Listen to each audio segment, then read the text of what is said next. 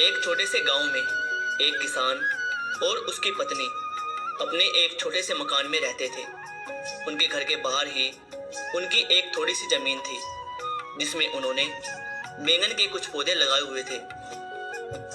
अरे भानुमती, भानुमती, अरे सुनती हो? हाँ, मैं सुन रही हूँ। क्या हुआ? इधर आओ तो। अरे जल्दी आओ ना। हाँ, आती हूँ आती हूँ। इतनी भी क्या जल्दी है? ऐसा क्या हो गया? तुम बैंगन के बगीचे की अच्छे से देखभाल कर रही हो ना? इतने दिन हो गए हैं, एक भी बैंगन नहीं आया है। मैं तो रोज अच्छे से इसकी देखभाल करती हूँ, सुबह शाम रोज टाइम से पानी भी देती हूँ, लेकिन फिर भी हमें इसका फल नहीं मिल रहा है। अच्छा ठीक है ठीक है, तुम अच्छे से इसकी देखभाल करना। मैं अभी खेत में जाता हूँ। अरे देखो भानुमती, हमारे बगीचे में एक बैंगन निकल आया है, लेकिन ये तो बस एक ही है। इसे क्या ही बाजार में बेचूं? तुम एक काम करो, तुम इसकी सब्जी बनाओ, मैं खेत से लौटकर खाना खाऊंगा, ठीक है? ठीक है। इतना कहकर किसान चला जाता है।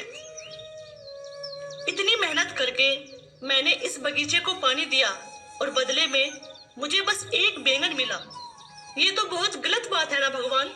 चलो, जब तक वो खेत से काम करके वापस आए, मैं इस बैंगन की सब्जी बना लेती हूँ। धीरे धीरे काटो मुझे, धीरे धीरे काटो। अरे, ये कैसी आवाज है और कहाँ से आ रही है ये आवाज? धीरे धीरे काटो मुझे, धीरे धीरे काटो। अरे, ये आवाज तो इस बैंगन से आ रही है। बाप रे बाप, ये कैसे हो सकता है? मैं जल्दी से यहाँ से भाग जाती हूँ। इतना कहकर किसान की पत्नी घर से दौड़ती हुई अपने पति के पास खेत पर आ जाती है और वह अपने पति से हड़बड़ाहट में कहती है, वो बैंगन, वो बैंगन से।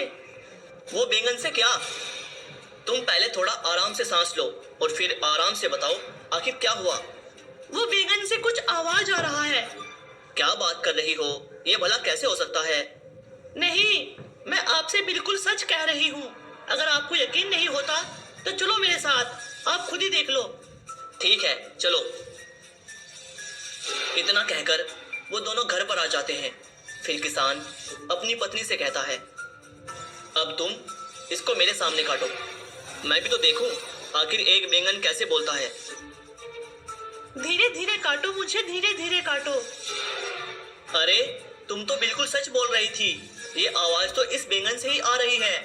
आवाज और बैंगन से? लेकिन धीरे से ही सही, लेकिन फिर भी तुम इस बैंगन को काटो। अब भानुमती धीरे धीरे उस बैंगन को काटती है। जब भानुमती धीरे धीरे उस बैंगन को काट रही होती है, तभी उस बैंगन से एक चमक उठती है और वहां पर एक छोटी लड़की प्रकट हो जाती है, जिसे देखकर वो दोनों चौंक जाते हैं। और तभी भानुमती कहती है, अरे, ये क्या? एक छोटी सी लड़की? हमारी तो कोई संतान नहीं है। मैं इस लड़की को अपनी बेटी स्वीकार करती हूँ। बेटी, तुम इस बैंगन से निकली हो, इसीलिए मैं तुम्हारा नाम बैंगनमती रखना चाहती हूँ।